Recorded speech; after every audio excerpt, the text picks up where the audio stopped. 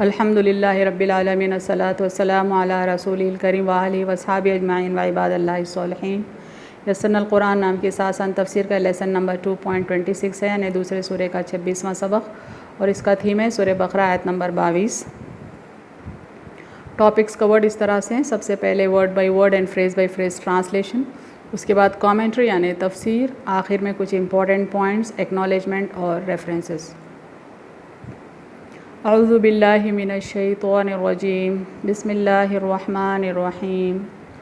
الذی جعل لکم الارض فراشا والسماء بناء وانزل من السماء ماء فأخرج به من الثمرات رزقا لکم فلا تجعلوا للہ اندادا وانتم تعلمون۔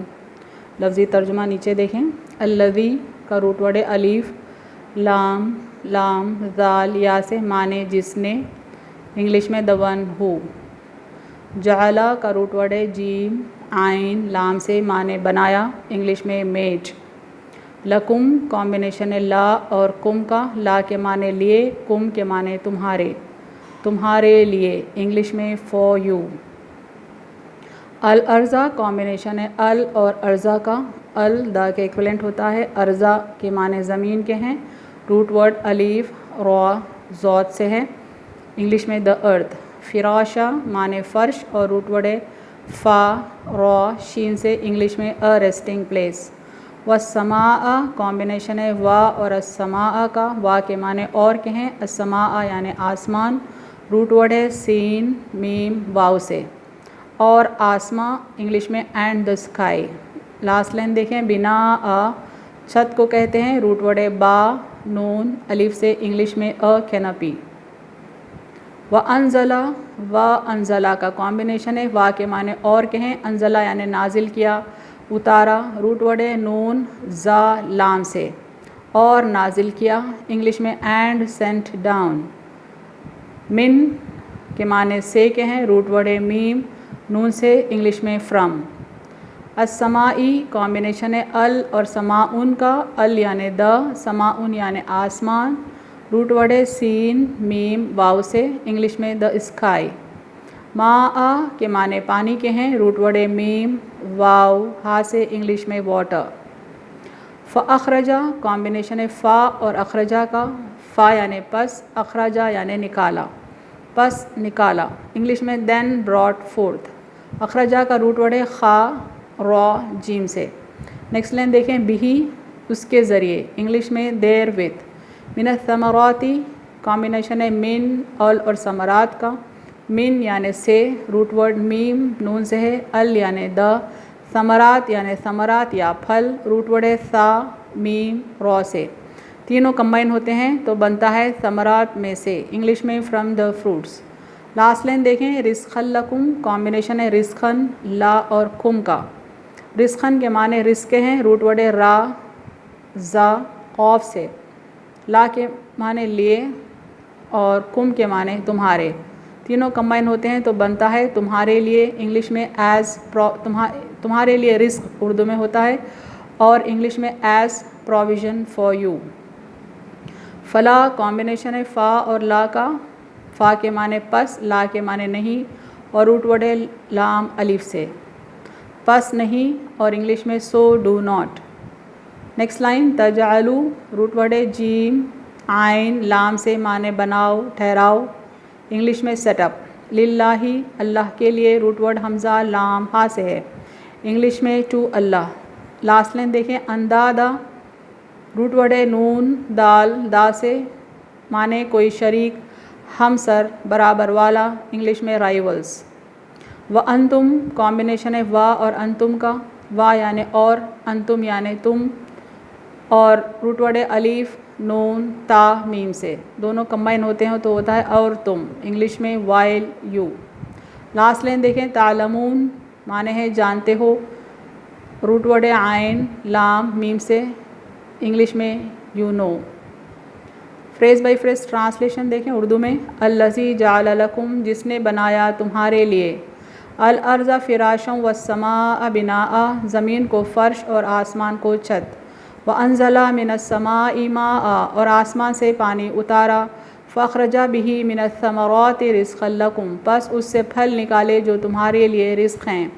فَلَا تَجْعَلُوا لِلَّهِ أَنْدَادًا وَأَنْتُمْ تَعْلَمُونَ پس نہ ٹھہراؤ اللہ کا شریک اور تم جانتے ہو. مکمل ترجمہ نیچے دیکھیں.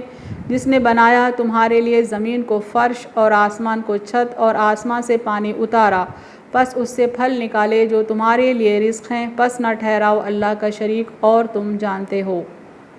انگلش میں ٹرانسلیشن دیکھیں فریز بائی فریز. الذی جعل لکم the one who made for you الارض فراشا والسماء بناء the earth a resting place and the sky a canopy. وأنزل من السماء ماء and sent down water from the sky. فأخرج به من الثمرات رزقا لكم and brought forth therewith from the fruits as provision for you. فلا تجعلوا لله أندادا وأنتم تعلمون so do not set up rivals to Allah and while you know. Total translation نیچے دیکھیں. The one who made for you the earth a resting place and the sky a canopy and sent down water from the sky and brought forth therewith from the fruits as provision for you so do not set up rivals to Allah and while you know. تشریح کلمات یعنی interpretation of words دیکھیں. فراشا معنی ہے فرش بچھونا جس پر late سکیں, بستر جس پر انسان آرام کرتا ہے. زمین چونکہ ہمارے لیٹنے بیٹھنے کے کام آتی ہے لہٰذا ہمارے حق میں فرش ہے, یعنی جس پر ہم اٹھتے بیٹھتے ہیں لیٹتے ہیں اس کو فرش کہیں گے. والسماء کا روٹ ورڈ سین میم واو سے ہے, معنی ہے اور آسمان. سمون کا معنی بلندی کے ہیں, یعنی یہ روٹ ورڈ ہے, اس کے معنی ہے بلندی یعنی ہائر ایلیویشن کو کہتے ہیں. لہٰذا گھر کا چھت سما ہے, ابر سما ہے, آسمان سما ہے, یعنی ہر اوپر والی چیز نیچے والی چیز کے کمپیریزن میں سما کہلاتی ہے. یہ آسمان خواہ احاطہ کیا ہوا ایک جسم خاص ہو مثلا فضا میں پھیلا ہوا ہو, خواہ وہ ستارے جو ہمارے سر پر نظر آتے ہیں سب سما ہیں, یعنی آسمان جو اسپیس نظر آتا ہے پورے ہیونلی باڈی جو ہیں سب من جملہ ہمارے لیے سما ہیں. آخر میں دیکھیں اندادہ ندن کی جمع ہے. ندن سنگلر ہے اور اندادہ پلورل ہے. ندن کے معنی ہے برابر والا یعنی ایکویولنٹ, جوڑ والا یعنی کمپیٹیبل یعنی ایسا مد مقابل اور ہمسر جو کسی کے ذات میں شریک ہو, یعنی کسی کو کمپینین بنا دیے کسی کا تو اس کو ندن کہیں گے. تشریح کلمات فردر دیکھتے ہیں. ثمرات اور فاکہہ کا ڈفرینس یہاں بتایا گیا. ثمرات میوے کو کہیں گے, ثمرہ اس کا واحد ہے یعنی ثمرات پلورل ہے اور ثمرہ اس کا سنگلر ہے. یہ سنگلر کے اور دو قسم کے پلورل بھی ہوتے ہیں, یعنی اس کی جمع اسمار بھی ہو سکتی ہے اور ثمار بھی ہو سکتی ہے. اب دیکھیں فاکہہ کا ڈیفینیشن. فاکہہ کے معنی بھی میوے کے ہیں, یعنی ثمرات کے معنی بھی میوے کے ہیں, فاکہہ کے معنی بھی میوے کے ہیں, مگر فاکہۃن وہ جو غذا نہ ہو, یعنی جو ڈیلی روٹین میں نرشمنٹ کے لیے ہم جو میوہ استعمال نہیں کرتے انہیں فاکہہ کہیں گے. غذائیت مقصود نہ ہو پس کھجور و بادام فاکہہ میں شریک نہ ہوں گے. چونکہ لوگ کھجور اور بادام روٹین میں یوز کرتے ہیں اس لیے ان کو فاکہہ نہیں کہیں گے. انہیں ثمر کے لیے کھانے کے قابل ہونا ضروری ہے. اس کو میں نے یہاں پہ پکچرائز کیا ہے اس ایکسپلینیشن کو. لیفٹ پہ دیکھیں فگر 1 فروٹس, یعنی ہم عام طور پہ جو میوے کے طور پر پھل کے طور پر کھاتے ہیں انہیں فاکہہ کہا جاتا ہے. اوپر فگر 1 میں دیکھیں اور فگر 2 میں دیکھیں, یہاں پر میں نے ثمرات کو بتایا ہے. ثمرات میں گرینز بھی آتے ہیں, فروٹس بھی آتے ہیں اور ویجیٹیبلس بھی آتے ہیں. ان تمام کو من جملہ ثمرات کہا جاتا ہے. اب مختصراً عربی قواعد دیکھیں. جملے فعلیہ یعنی ایسا جملہ ایسا سینٹنس جس میں ورب موجود ہو. الذی جعل لکم الارض, الذی یعنی کے معنی ہے جس نے, جعل یعنی بنایا, لکم یعنی تمہارے لیے, ارضا یعنی زمین. نیچے میں نے ترجمہ دکھایا ہے جس نے بنایا تمہارے لیے زمین. جس نے سے مراد اللہ نے, اللہ کی ذات یہاں ہڈن ہے اور اللہ نے کیا ہے یہ کام تو اللہ فاعل کہلائے گا یعنی کام کرنے والا. اس نے کام کیا جعلا بنایا تو یہ فعل ہوا. اس نے کس پر کام کیا؟ زمین پر, یعنی زمین کو بنایا اس لیے زمین مفعول کہلائے گی. الذی فاعل ہے, جعلا فعل ہے اور ارض مفعول ہے. اس کی کنٹینیوٹی میں تھوڑی تفصیل اور دیکھیں. جعل بسیط و جعل مرکب. جعلا دو معنوں میں آتا ہے. پہلے معنی ہے پیدا کرنا. اس وقت اس کا ایک مفعول آتا ہے اور اس کو جعل بسیط کہتے ہیں, یعنی اگر پیدا کرنے کے معنوں میں استعمال ہوتا ہے تو it is followed by only one مفعول, جیسا جعل زیدہ یعنی زید کو پیدا کیا. یہاں پہ زید مفعول ہے اور جعل پیدا ہونے کے معنوں میں ہے، اس لیے اس کے ساتھ ایک ہی مفعول آیا ہے اور ایسے جعل کو جعل بسیط کہیں گے۔ سیکنڈ نمبر پہ دیکھیں کسی چیز سے کسی چیز کو موصوف کرنا، اس کو جعل مرکب کہتے ہیں۔ اس کے دو مفعول آتے ہیں، جیسے جعل الارض فراشا، یعنی بنایا زمین کو فرش۔ زمین بذات خود ایک مفعول ہے اور فرش بھی ایک مفعول ہے۔